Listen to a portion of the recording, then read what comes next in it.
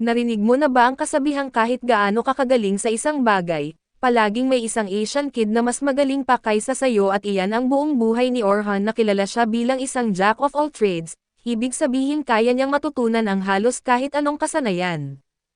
Pero kahit gaano pa siya magsikap ay palaging may tao na mas magaling kaysa sa kanya, kaya kailangan niyang humanap ng paraan para malalampasan ang kanyang kahinaan at isang araw, habang nagtatrabaho si Orhan sa kanyang mesa bigla na lang sinabi ng party leader sa kanya na siya ay tinanggal na sa party.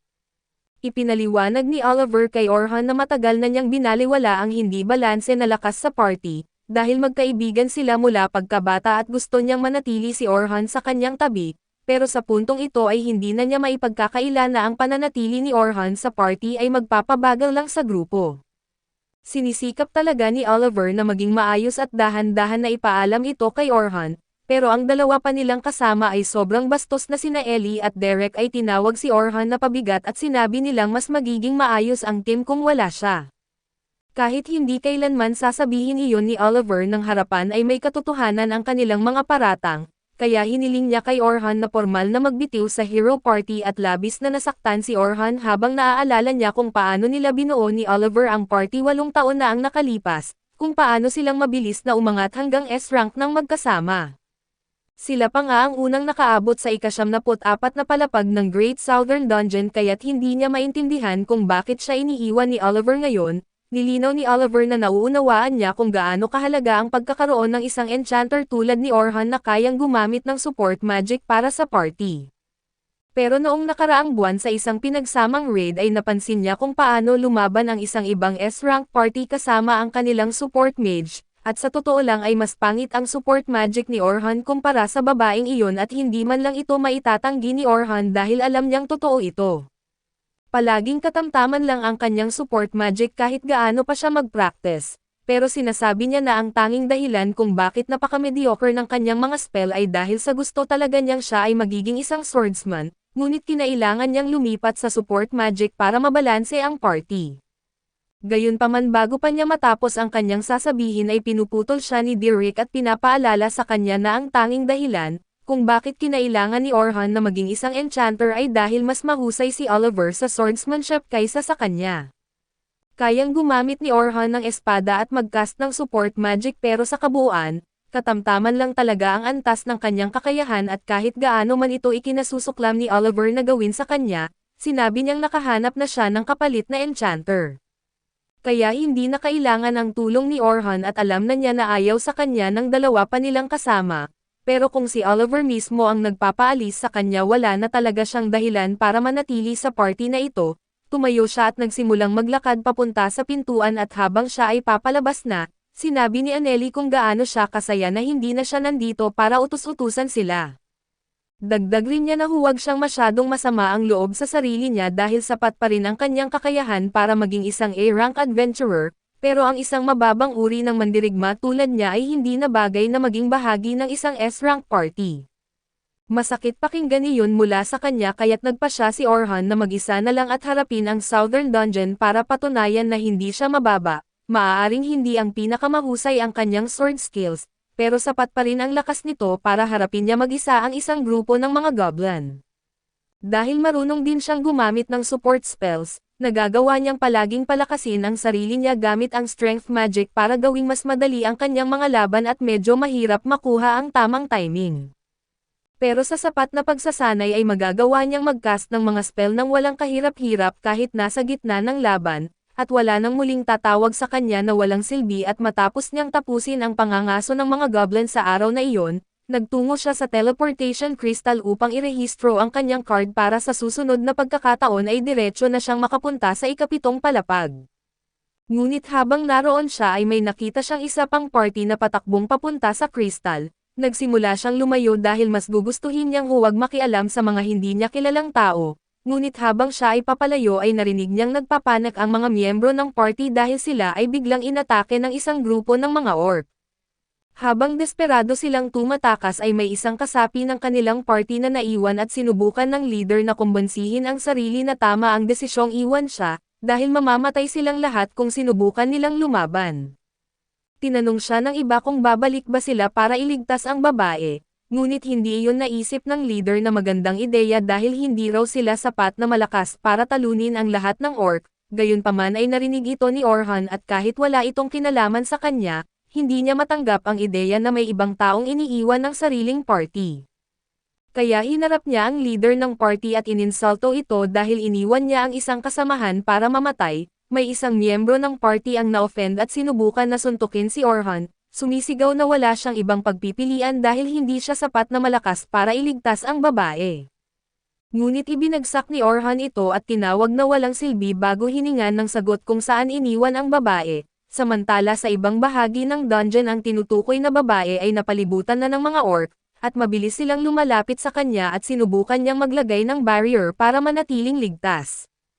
Ngunit wala na siyang mapuntahan at sandali na lamang bago mabasag ng mga orc ang depensa, tumulo ang luha sa kanyang mga mata nang tuluyan ng makalusot ang mga orc at halos tiyak na ang kanyang kamatayan, ngunit sa huling sandali na isang wind spell ang nakast sa harap ng mga orc, itinulak sila palayo at nagbigay ng oras para si Orhan ay humarap sa babae upang protektahan siya. Nagulat ang babae dahil hindi niya inaasahang may darating para iligtas siya. Ngunit bago pa siya makapagsalita kay Orhan ay sinimulan na ng mga orc ang kanilang pag-atake, kaya tumakbo siya pasulong upang salubungin ang mga ito. Inakala ni Sofia na isa lamang siyang swordsman ngunit ikinagulat niya nang makita niyang nagcast si Orhan ng support magic sa sarili niya sa gitna ng laban, pagkatapos nito ay hiniwa ni Orhan sa dalawa ang isa sa mga orc at para mas maging madali ang laban, in-enchant niya ang kanyang espada ng sharpness 5 upang harapin ang natitira pa. Mas marami pala ang mga orc kaysa sa inaasahan niya kaya nauunawaan niya kung bakit napilitan tumakas ang party, at baka kailangan pa niyang humingi ng paumanhin sa kanila sa bandang huli, ngunit para sa isang taong may antas ng kakayahan tulad niya madali lamang itong harapin. Sabay-sabay na sumugod sa kanya ang natitirang mga orc kaya't nagsimulang hiwain ni Orhan ang mga ito isa-isa, at labis na namangha si Sofia dahil wala pa siyang nakikitang ganitong laban noon at nang matapos ang lahat, hinarap ni Orhan ang babae at tinanong kung ayos lang siya. Ngunit labis siyang nagulat kaya't ang nagawa na lang niya ay bumagsak sa lupa at humagulgol ng todo. Siniguro ni Orhan na ligtas siya at tinulungan siyang makalabas ng dungeon at pagkatapos noon ay nagsimula na siyang umalis, ngunit tinawag siya ng babae at sinabi na nais niya siyang pasalamatan ng maayos sa pagligtas sa kanya. Kaya nagpakilala siya bilang Sofia Clotl at nakilala ni Orhan ang apelyidong Clotl at napansin din niya ang crest sa kanyang balabal, kaya wala na siyang pagdududa sa kanyang pagkakakilanlan at nagpakilala rin siya sa kanya, at pagkatapos ay inalok ni Sofia na ililibre si Orhan ng hapunan ngayong gabi bilang pasasalamat. Sa una ay tumanggi si Orhan ngunit talagang mapilit si Sofia kaya't sa huli ay pumayag din siyang sumama. Maya-maya pa ay dinala siya ni Sofia sa isa sa mga paborito niyang restaurant kahit hindi ito ang pinakasosyal na lugar, gustong-gusto niya ang pagkain dito kaya iniisip niyang magugustuhan din ito ni Orhan. Napansin ni Orhan na ang karatula sa labas ay may parehong crest na nasa balabal ni Sofia at malinaw na miyembro siya ng Night Sky Silver Rabbits, isa sa pinakamalalaking guild sa kaharian at napakalakas ng clan na ito, kaya nagsimula siyang mag-alinlangan kung tama bang makialam sa buhay ni Sofia dahil maaaring maging komplikado ang mga bagay. Bigla namang namataan ni Sofia ang kanyang kapatid na nakaupo sa isa sa mga mesa kaya't nilapitan niya ito at tinanong kung ano ang ginagawa niya roon. Ipinaliwanag ni Selma na may meeting siya sa malapit kaya napagdesisyonan niyang doon na rin maghapunan. Ngunit bukod doon ay tinanong niya si Sofia kung bakit may kasama itong lalaki dahil masyado pa raw siyang bata para magkaroon ng boyfriend, ngunit nang mas tingnan niya ng mabuti ay napagtanto niyang si Orhan pala ang lalaki at magkakilala sila. Nagulat si Sofia na kilala ni Orhan ang kanyang kapatid ngunit para kay Orhan ay imposibleng makakalimutan niya ito. Si Selma Clotl ang leader ng pinakamalakas na S-rank party sa Silver Rabbits at siya rin ang pinakamalakas na enchanter sa buong kontinente. Siya ang dahilan kung bakit labis na nirerespeto ang mga support mage pagdating sa pagbuo ng mga party, at nagkataon pa na siya rin ang parehong enchanter na ginamit na batayan ng party ni Orhan para paaalisin siya at alam ni Orhan na kabilang din si Sofia sa Silver Rabbit clan, ngunit hindi niya inaasahan na may direktang kaugnayan siya kay Selma. Wala rin siyang maalala na may ginawa siyang anumang nakasakit kay Selma, kaya hindi niya maintindihan kung bakit galit na galit ito sa kanya at lumapit si Selma sa kanya at hinarap siya, tinatanong kung sa tingin niya ba ay nararapat na makipag-date siya sa kanyang 14 anyos na kapatid sa ganitong oras ng gabi. Naiintindihan ni Orhan kung bakit nag-aalala si Selma kaya tiniyak niyang nagkakamali lamang ito ng akala at wala siyang kahit anong romantiko na interes sa kanyang kapatid, ngunit ang paraan ng pagkakasabi niya nito ay lalo pang nagpagalit kay Selma, dahil inakala niyang sinasabi niyang hindi sapat ang ganda ni Sofia para sa kanya.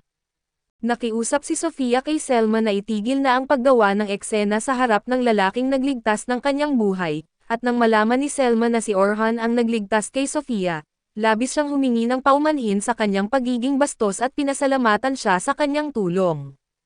Umupo silang lahat at ito ang unang pagkakataon na nagkaroon ng ganitong klaseng pag-uusap sina Orhan at Selma. Ipinaliwanag ni Orhan na nagkakilala sila noong raid noong nakaraang buwan at dahil pareho silang enchanter ay madalas silang magkasama. Bagamat kadalasan ay tumutulong lamang siya kay Selma ay iginiit niya na malaki ang naitulong niya, at iyon ay inaasahan naman mula sa isang miyembro ng Hero Party. Ngunit sinabi ni Orhan na hindi na talaga siya bahagi ng Hero Party. Nagulat si Selma nang marinig ito dahil hindi niya maisip kung bakit gugustuhin ng party na tanggalin ang isang taong kasing kapaki-pakinabang ni Orhan, ngunit hindi rin siya ang tipo ng taong magpapalampas sa isang magandang oportunidad. Kaya tinanong niya kung interesado ba siyang tumanggap ng isang trabaho at sinabi ni Orhan na gusto muna niyang mag-adventure mag-isa sa ngayon, kaya hindi siya maaaring sumali sa kanyang clan ngunit sinabi ni Selma na kailangan lamang niya ng isang taong sasama sa isang teaching expedition na ay host ng kanilang clan kinabukasan. Tiniyak din niya kay Orhan na babayaran siya ng maayos sa kanyang gagawin, ang kailangan lang niyang gawin ay mag-focus sa pagtuturo sa mga bagong recruit at balak nilang manatili ng humigit kumulang 3 araw sa ika-50 palapag, at mayroon na silang grupo ng mga A-rank adventurer na mamumuno sa expedition. Ngunit mas magiging kampante si Selma kung naroon si Orhan upang tumulong. Total matapos nilang magkasamang magtrabaho sa joint raid, nakita niya kung ano talaga ang kakayahan ni Orhan bilang isang enchanter at ikinararangal ni Orhan na marinig na nirerespeto ni Selma ang kanyang kakayahan bilang enchanter. Ngunit kamakailan lamang ay pinatalsik siya sa kanyang party dahil itinuturing siyang mahinang enchanter kumpara kay Selma. At ayaw na niyang ikulong muli ang sarili niya sa support magic lamang kaya't magalang niyang tinanggihan ang alok ni Selma. Nagulat si Selma dahil hindi niya inaasahan na tatanggihan siya ni Orhan subalit iginiit nitong may sarili siyang dahilan. Hindi na binabalak ni Selma na ipilit pa kung talagang ayaw niya ngunit nagsimulang makiusap si Sofia na pag-isipan niyang muli ito, dahil mas magiging panatag ang loob niya sa expedition kung naroon si Orhan at ayaw pa rin ni Orhan na balikan ang panahong isa lamang siyang enchanter. Pero ang makita si Sofia na ganoon ang pagmamakaawa sa kanya ay nagpaisip muli sa kanya, kaya sinabi niyang pag-iisipan muna niya ito bago magpasya at natuwa si Selma nang marinig na kahit papaano ay ikokonsidera ni Orhan ang kanyang alok. Kaso upang malinaw ay sinabi ni Orhan na tatanggapin lamang niya ang alok kung papayagan siyang lumaban gamit ang kanyang espada, dahil sa ayaw na niyang malilimitahan sa enchantments lamang at hindi makapaniwala si Selma sa kanyang narinig dahil hindi pa siya kailanman nakakita ng isang enchanter na lilipat sa swordsmanship. Sa totoo lang ay nagdududa siya na magiging mahusay si Orhan bilang isang swordsman ngunit iniisip niya na kung talagang maging delikado ang sitwasyon, malamang ay babalik na lamang ito sa paggamit ng enchantments. Sinabi niya kay Orhan na kung sakaling magpasya siyang sumama sa expedition, dapat siyang pumunta sa Silver Rabbit HQ ng maaga kinabukasan ng umaga at pagkatapos ay naghiwalay na sila para sa gabing iyon. Bago umuwi si Orhan ay gumawa muna siya ng isang huling hintuan sa isang tindahan ng armas at mukhang malapit siya sa may-ari nito, kaya siya dumaan upang makipagkwentuhan. Naghanda ang matandang lalaki ng isang tasa ng tsaa para sa kanya at pinasalamatan si Orhan sa kanyang tulong. Dahil masigla ang negosyo roon mula nang irekomenda niya ang lugar ngunit iyon din talaga ang nais pag-usapan ni Orhan.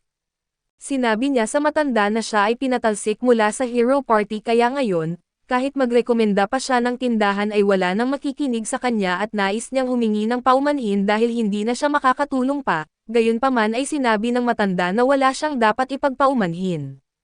Maging bahagi man si Orhan ng Hero Party o hindi na ay siya pa rin ang parehong tao at napakarami na niyang nagawa para makatulong dito, kaya lubos siyang nagpapasalamat at maaaring hindi na si Orhan isang bayani sa titulo, ngunit bayani pa rin siya sa puso kaya't sinabi ng matanda na mula ngayon ay mabuhay na siya para sa sarili niya at tumulong sa mas maraming tao na nais niyang tulungan.